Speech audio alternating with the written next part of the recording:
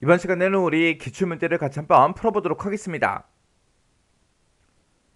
다음 자바 프로그램의 결과로 이제 올바른 것은 그렇게 이제 나왔어요. 자, 지금 여기 보니까 이제 테스트 클래스가 지금 여기서 시작하고요. 우리 이제 여기서 이제 끝나는 거죠. 그리고 이제 메인 메소드가 지금 여기서 시작해서 여기서 이제 끝나는 거예요. 그 다음에 그 안에 보니까 이제 트라이문이 지금 여기서 시작해서 여기서 이제 끝나는 거죠. 그리고 그 안에 보니까 이제 캐치하고 이렇게 이제 코드가 쭉쭉쭉 들어 있습니다. 지금 여기 보게 되면 이제 트라이 캐치가 나는데 이 트라이 캐치가 우리 예외 처리에 대한 그 코드죠. 그러면 우리 이제 예외 처리가 뭔지 그거부터 잠깐 살펴보고 이 코드 좀 보자고요.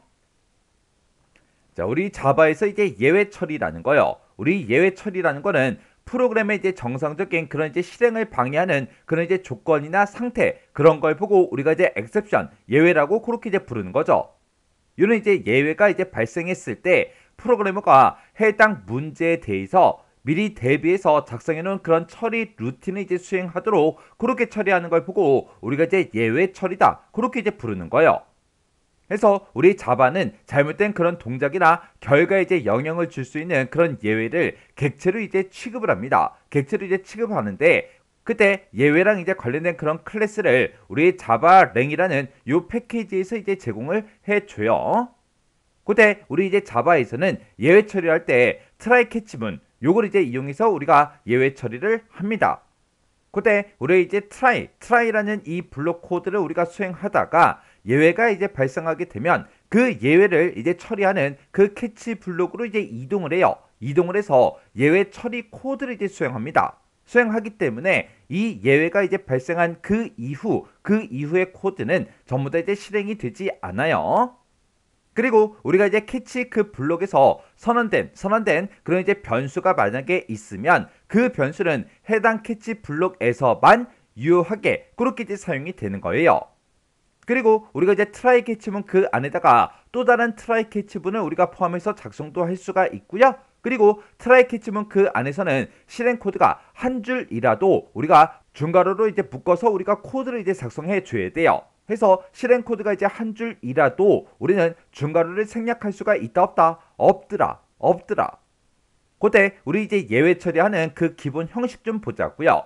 그때 우리 이제 기본 형식이 이렇게 이제 트라이라고 쓰고 여기다가 예외가 발생할 그 가능성 있는 그 코드를 지금 여기다가 이제 써주는 거예요. 그리고 여기서 이제 예외가 발생했을 때 그때 어떤 특정 이제 우리 예외가 발생하면 어떻게 처리해라. 그리고 또 다른 이제 예외가 이제 발생했을 때 어떻게 처리해라. 그리고 또 다른 이제 예외가 발생했을 때 어떻게 처리해라. 이런 식으로 해서 우리가 쭉쭉쭉 계속해서 이제 작성을 해주는 거예요. 그리고 요 밑에 보게 되면 이제 캐치문에 보게 되면 우리의 exception이라고 돼 있고 매개 변수를 이제 입력한다 이렇게 돼 있죠. 여기서 이제 exception이라는 거는 이 위에서 이제 예외 객체 1이다, 예외 객체 2다, 예외 객체 3이다, 4다, 5다, 6이다 해서 우리가 이제 예외 객체를 여러 개를 우리가 지정을 해 줄 수 있는데 내가 지정한 그 예외 객체에 이제 해당하지 않는 그런 이제 예외 코드가 발생했을 때 어떻게 처리해 달라. 그걸 여기다가 우리가 이제 써 주는 겁니다.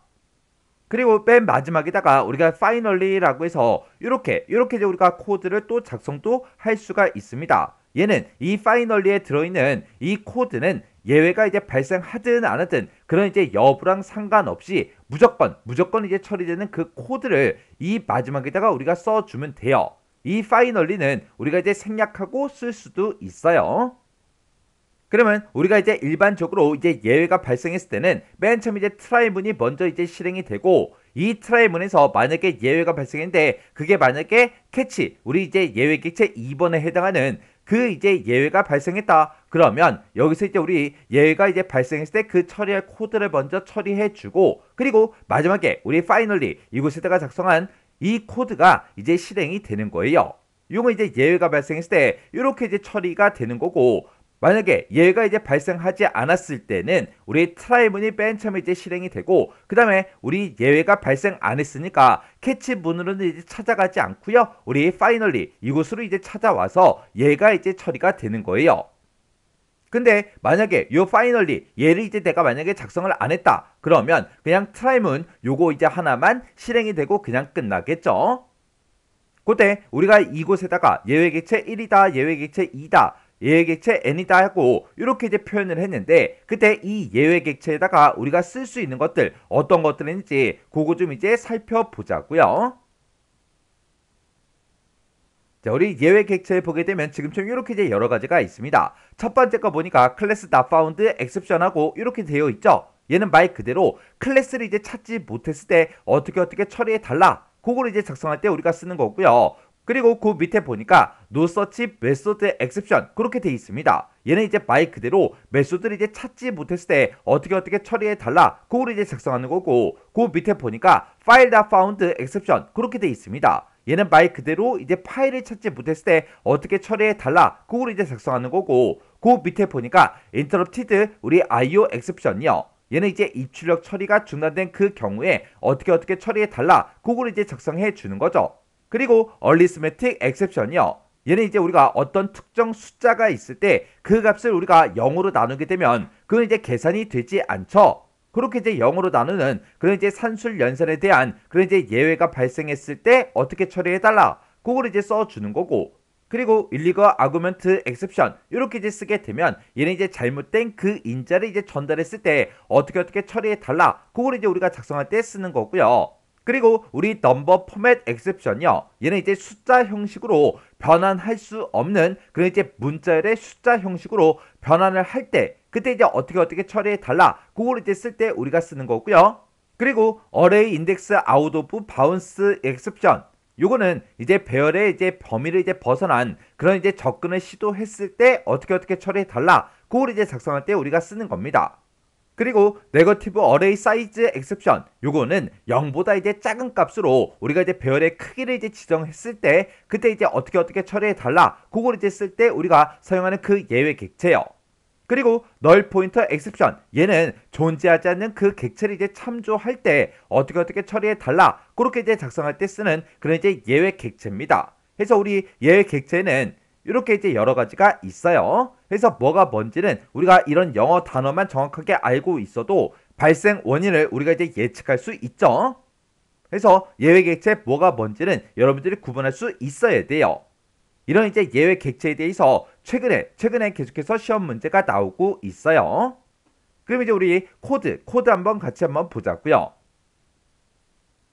자, 지금 우리 문제를 봤을 때 지금 테스트 클래스가 여기서 시작하고 우리 메인 메소드가 여기서 시작하는데, 지금 여기 보니까 이제 트라이문이 지금 요만큼에 있고요. 그리고 우리 캐치문이 지금 여기도 있고, 그리고 여기도 있고, 그리고 여기 또 있죠. 이렇게 해서 우리 캐치문이 이렇게 이제 세 가지가 이렇게 이제 작성이 되어 있습니다.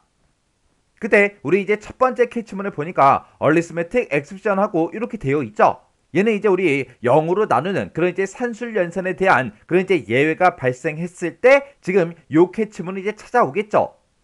그리고 그 밑에 이제 두 번째 캐치문을 보니까 number format exception 그렇게 이제 써져 있습니다.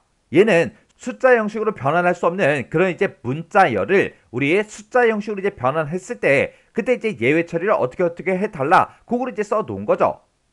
그리고 맨 마지막 이제 캐치문을 보니까 여기는 그냥 exception 이렇게 이제 써져 있습니다. 그러면 여기서 지금 우리 캐치문에서 예외 객체를 지금처럼 이렇게 이제 두 개가 작성이 돼 있는데, 이 두 개의 이제 예외 객체에 해당하지 않을 때 어떻게 처리해 달라, 그렇게 해서 우리 세 번째 캐치문을 지금처럼 이렇게 이제 작성을 해 놓은 거예요.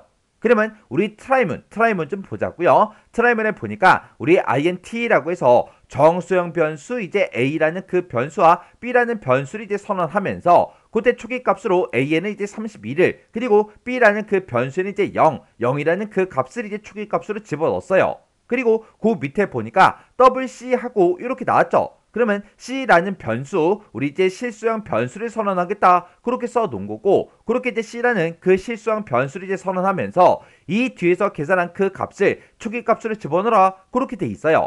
그러면 그때 이제 우리 a라는 그 변수에는 지금 32가 들어있고, 나누기 우리 b라는 그 변수에는 0이 들어있죠. 그러면 32 나누기 0을 해라. 그러면 이제 계산이 되지가 않아요.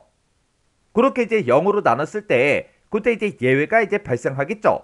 그러면 그때 우리 arithmetic exception 이곳으로 이제 찾아온다고요. 이곳으로 찾아와서 그 안에 보니까 예외 처리할 때 시스템화 프린트하고 B하고 그렇게 돼 있습니다. 그러면 0으로 나누는 이런 이제 예외가 발생했을 때 우리 B라는 그 문자를 이제 출력하고 이제 끝내라. 그거죠. 그렇게 해서 우리 실제로 이제 출력되는 그 값은 우리 B요. B. 해서 정답이 지금 2번에 있네요. 이렇게 해서 우리가 예외 처리 그 내용과 우리 이제 문제에 대해서 같이 한번 살펴봤는데 이 예외 처리가 최근에 계속해서 이제 문제로 나오고 있으니까 여러분들이 이 예외 처리에 대해서 정확하게 기억하고 지나가셔야 돼요.